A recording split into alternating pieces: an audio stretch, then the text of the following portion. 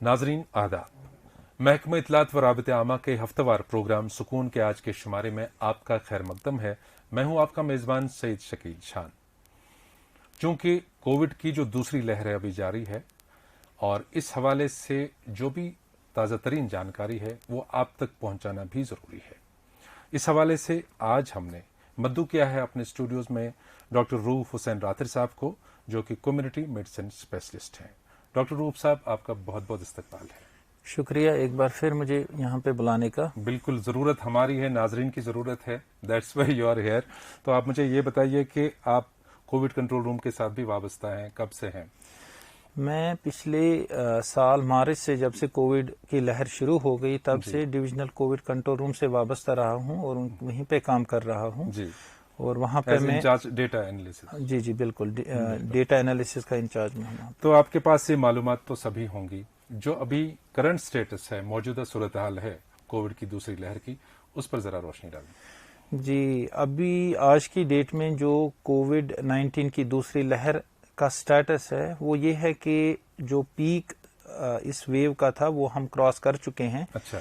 और अब जो हम डिक्लाइन हो रहे हैं, सेकंड वेव डिक्लाइन हो रही है और over a period of some weeks ये बहुत नीचे तक जाएगी, बेस लाइन तक जाएगी। तो वो पीक वही था जो बताया जा रहा था मई के सेकंड थर्ड वीक? बिल्कुल बिल्कुल जी, जो पीक हमारा था वो मई के सेकंड हाफ में ही था, जैसे हमने पहले भी बहुत बार प्रेडिक्ट किया था कि मई के सेकंड हाफ में ही पीक होगा। अच्छा। और अब हम नीचे आ रहे हैं, लेकिन जैसा कि अब लॉकडाउन खत्म हो चुका है, अब अनलॉकिंग चल रही है, इसकी वजह से ये नीचे आने में थोड़ा टाइम लगेगा, क्योंकि अब थोड़ी सी मिक्सिंग ऑफ पॉपुलेशन होती है, इसलिए हमें एहतियात बरतने की जरूरत है।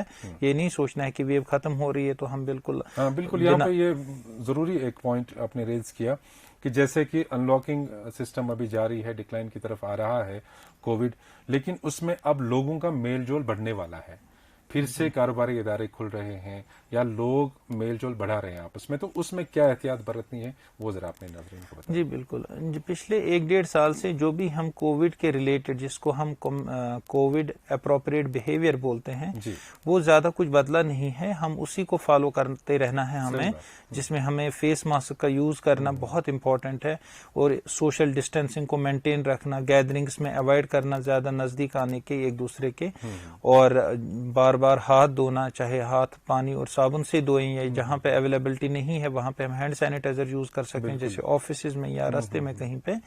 तो और इसके अलावा पिछले साल के मुकाबले में हमारे पास एक एडिशनल एक चीज, एक वेपन हासिल हुआ है, वो है वैक्सीनेशन, जो पिछले साल अवेलेबल नहीं था। और कोविड के प्रिवेंशन के रिलेटेड सबसे डिपेंडेबल और सबसे इम्पोर्टेंट हमारे पास इस वक्त वैक्सीनेशन है, तो हमें बढ़ चढ़ के वैक्सीनेशन में हिस्सा लेना चाहिए। और जितना हम पॉपुलेशन उसको ज्यादा वैक्सीनेट करते जाएंगे, उतना हमें आने वाले दिनों में कोविड से नजात मिलने के चांसेस बढ़ते जाएंगे। ज़मीन में ये अर्ज करना चाहूंगा कि आम लोगों में ये भी अभी खदशा जाहिर किया जा रहा है कि जिन्होंने कोविशील्ड का जो ना 45 एज मतलब लिमिट से ऊपर थे, उन्होंने जो कोविशील्ड का यहाँ पे फर्स्ट डोज लगवाया, वो कह रहे हैं कि हमें बताया गया था पहले 28 दिन के बाद दूसरा डोज लगने वाला है, उसके बाद गाइडलाइंस किस तरह से आ गई और शायद 84 दिन अब उनको बताया जा रहा है। तो उस बारे में थोड़ा सा तफसीलात आप उन नाजरीन को बताएं जी। जिन्होंने फर्स्ट डोज मार्च जो मेडिकल साइंस है ये हमेशा एवर चेंजिंग होता है और एविडेंस बेस्ड होता है जी। जब भी हमें कभी भी मेडिकल साइंस में कोई नई एविडेंस मिलती है तो हम उस एविडेंस की बेस पे अपनी जो फैक्ट्स होते हैं उनको इम्प्रोवाइज करते हैं। सही बात। पहले जैसे ट्रायल्स हुई थी, उनमें देखा गया था कि 1 महीने से लेके 1.5 महीने के बीच में या 2 महीने के बीच में कोविशील्ड का सेकंड डोज लगना चाहिए, ताकि इंसान को बहुत अच्छी इम्यूनिटी मिले और बहुत देर तक इम्यूनिटी रहे उसमें। लेकिन फिर विद टाइम और कुछ स्टडीज हुई जिनमें ये देखा गया कि अगर कोविशील्ड का सेकंड डोज 1 महीने के बजाय 84 डेज के बाद, जो 3 महीने के बाद 3 महीने के आसपास जो होता है, 12 हफ्तों के बाद लगता है, तो जो इम्यूनिटी है वो ज्यादा प्रोलॉन्ग रहती है। तो इसलिए गवर्नमेंट ने गाइडलाइन इशू कर दी कि हम जो कोविशील्ड का सेकंड डोज है, इंस्टेड ऑफ 6 हफ्ते या 8 हफ्ते के बजाय ये अब 12 हफ्ते के बाद होगा। लेकिन कोवैक्सीन का जो सेकंड डोज है वो 6 हफ्ते के बाद ही लगेगा, उसमें कोई चेंज नहीं है। जो कोवैक्सीन लगाएगा इसमें ये डिफरेंस है, कोविशील्ड 84 दिनों के बाद, और कोवैक्सीन जो अगर आज कोई फर्स्ट डोज लगाता है तो कब उसका सेकंड डोज? 6 हफ्ते के बाद उसका सेकंड डोज लगता है। ये इनमें डिफरेंस जी है। जी बिल्कुल। इतना तो डॉक्टर साहब, ये जो कहा जा रहा है कि अभी सेकेंड वेव का, जैसे आपने कहा कि डिक्लाइन की तरफ हम आ रहे हैं, लेकिन साथ ही एक खदशा जाहिर किया जा रहा है थर्ड वेव का, तो कहां तक इसमें हकीकत है और कहां तक लोगों को इसके लिए सतर्क होना चाहिए, काफी मोहतात रहना चाहिए? देखिए, अभी थर्ड वेव के बारे में अभी कुछ कहना थोड़ा कबल वक्त ही होगा, लेकिन हाँ, कुछ चीजें हम प्रेडिक्ट कर सकते हैं। इसमें हमें एक चीज समझने की जरूरत है कि एक होता है एज पर प्रोटोकॉल कि एक्सपेक्टेशन क्या होती है जी। अगर रूटीनली कोविड का वायरस बिहेव करे जैसा वो करता आ रहा है, और जैसा 95% केसेस में करता आ रहा है, वो 95% चांसेस हैं ऐसा कि कोविड की जो थर्ड वेव है वो नवंबर से पहले नहीं आएगी, नवंबर के बाद ही आएगी, और दूसरा वो बहुत माइल्ड होगी। और जैसा कि पहले 2 वेव्स में हमने देखा कि 18 साल से जो छोटे लोग हैं उनमें उसका ज्यादा असर रहा नहीं है, और जो मोर्टेलिटी है वो मैक्सिमम एल्डरली लोगों में ही रहा है। तो एक्सपेक्टेड है कि पहली और दूसरी वेव की तरह तीसरी वेव में भी ऐसा ही होगा। लेकिन कुछ परसेंट, 5-6% चांसेस ऐसे भी होते हैं कि ये जो कोरोना वायरस है इसमें कोई ऐसी चेंज आ जाती है जिसको हम म्यूटेशन बोलते हैं, कि ऐसी कोई बड़ी चेंज, कोई ऐसी छोटी छोटी चेंजेस तो इसमें आती रहती हैं, उसमें तो दो राय नहीं है कि वो नहीं आती हैं, वो आती रहती हैं, लेकिन कभी कभार इसमें बहुत बड़ी चेंज आ जाती है जिसको हम एंटीजेनिक शिफ्ट कहते हैं। उसकी वजह से ये वायरस बहुत हद तक बदल जाता है। उस सिचुएशन में क्या हो सकता है, उस सिचुएशन में ये जो थर्ड वेव है ये पहले भी आ सकती है, और उस सिचुएशन में ये वेव थोड़ी एग्रेसिव भी हो सकती है या यंगर पॉपुलेशन को अफेक्ट भी कर सकती है। लेकिन हम यही मान के चलेंगे, और जिसके ज्यादा चांसेस हैं कि जो थर्ड वेव होगी वो बहुत माइल्ड होगी, ज्यादा लोगों को इन्फेक्ट नहीं करेगी, प्रोवाइडेड कि हम वैक्सीनेशन कवरेज को बढ़ाते जाएं, और जो हमारे पास SOPs हैं, फेस मास्क है, बाकी चीजें हैं, उनको फॉलो करते जाएं। तो जी। तो डॉक्टर साहब, वैक्सीनेशन के भी बारे में हमने बात की है, तो ओवरऑल जो हम प्रिवेंटिव मेजर्स जिन्हें हम कहते हैं कि क्या करना चाहिए, जैसे क्योंकि इंसान की लाइफ घर से बाहर भी है, घर के अंदर भी है, घर में क्या एहतियात बरतनी है, घर से बाहर भी जाना है, चाहे ग्रोसरी लानी है, चाहे वेजिटेबल्स, क्या है, जरूरियाती जिंदगी का सामान लाना है, बाहर तो जाना ही है, सोशल कांटेक्ट तो बन ही जाता है, तो क्या प्रिवेंटिव मेजर्स हैं इसके ओवरऑल? जी देखिए, इसमें एक चीज इम्पोर्टेंट है कि हमें ये चीज एक्सेप्ट करनी है कि कोविड को अब हमारी कम्युनिटीज में, हमारे मुल्क में रहना ही रहना है, ये तो खत्म होने वाला है नहीं। इसमें हमें क्या करना है, हमें इस हकीकत को एक्सेप्ट करना है, और ये भी पॉसिबल नहीं है कि हम बिल्कुल घरों में नजरबंद रहें और बाहर ना निकलें, कामकाज छोड़ दें, वो भी पॉसिबल नहीं है। तो अब हमें एक वे आउट ढूंढना है कि हम कैसे कोरोना के रहते रहते अपनी नॉर्मल लाइफ को मेंटेन कर पाए। बिल्कुल सही। उसमें हमारे लिए कुछ अवेलेबिलिटीज जो अभी तक हो चुकी हैं, जो वैक्सीनेशन है, जो मैं फिर से बोलना चाहूंगा कि वैक्सीनेशन बहुत इंपॉर्टेंट है। हमें जितना हो सके सारी की सारी पॉपुलेशन को वैक्सीनेट करना चाहिए। अभी 18 साल से नीचे जो लोग हैं उनको वैक्सीनेशन गाइडलाइंस के तहत वैक्सीनेशन इशू ये स्टार्ट नहीं की गई है, लेकिन होप है कि आने वाले दिनों में उनमें भी वैक्सीन रिकमेंड की जाएगी, और उस ज़मीन में हमें उनको भी वैक्सीनेट करना चाहिए उस टाइम पे। तो अभी हमें 18 साल से जो ऊपर लोग हैं उन सबको वैक्सीनेट करना चाहिए। उसके बाद जो SOPs हैं, जैसे फेस मास्क का लगाना, सोशल डिस्टेंसिंग का मेंटेन करना, जब भी हम घर से बाहर निकलें उन चीजों का एहतियात जरूर करना है। बिल्कुल।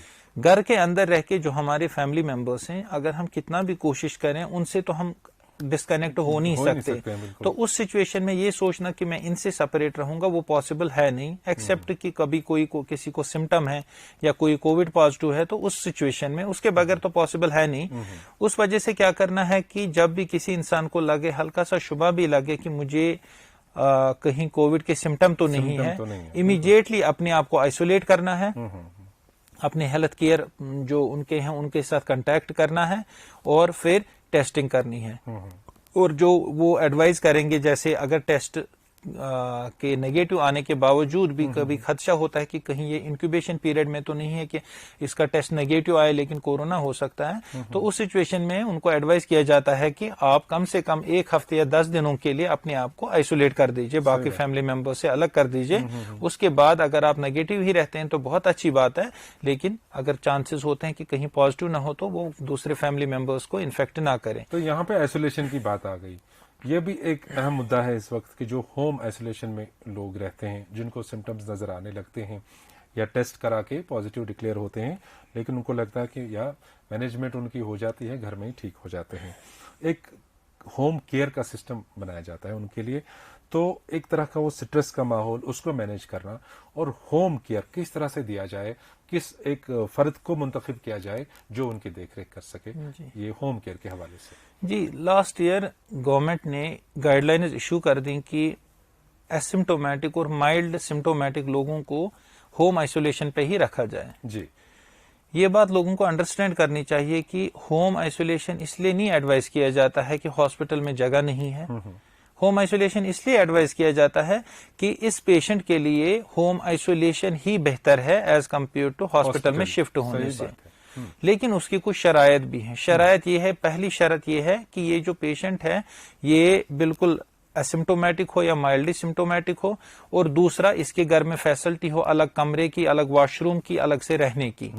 उसके बाद होम आइसोलेशन को मॉनिटर किया जाता है हेल्थ सिस्टम के थ्रू, उनको कॉल्स की जाती है, उनको पल्स ऑक्सीमीटर दिया जाता है ताकि वो ऑक्सीजन लेवल्स मॉनिटर करें, उनको जो किट दी जाती है जिसमें मेडिसिन होता है और उनको मॉनिटर किया जाता है। अगर किसी भी सिचुएशन में उनकी कंडीशन बिगड़ जाती है, जैसे उनको सांस चढ़े या सीने में दर्द हो या नीला कलर जिस्म में हो या ऑक्सीजन सैचुरेशन 90 से नीचे हो जाए या बहुत ज्यादा फीवर चढ़े, इन कंडीशन में उनको हेल्थ केयर वर्कर्स को कांटेक्ट करके उनको शिफ्ट किया जाता है हेल्थ इंस्टीट्यूशंस में।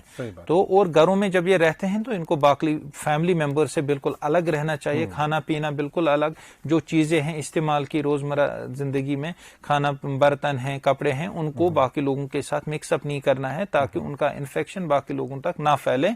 और एक एडिशनल एडवांटेज होम आइसोलेशन की ये है क्योंकि फैमिली अराउंड रहती है, दो कांटेक्ट में नहीं रहती, तो एक जो मेंटल स्टेटस होता है पेशेंट का वो स्टेबल रहता है, वो ऑल ओवर फैमिली का ही वो स्टेबल रहता है और मेंटली वो स्ट्रेस में नहीं आ जाते हैं। सही बात है। डॉक्टर साहब, हम आखिर पे आपसे ये जानना चाहेंगे कि जो हम टेस्ट के हवाले से बहुत सारे खदशात इस वक्त भी लोगों में पाए जाते हैं, रैट और RT-PCR, कुछ लोग कहते हैं कि रैपिड करते हैं तो शायद ये वैलिड नहीं है, RT-PCR कराएं तो तब जाके उनको लगता है कि टेस्ट हमारा जो नतीजा है वो सही सामने आया है। तो इस पे जरा सा वजाहत कीजिए।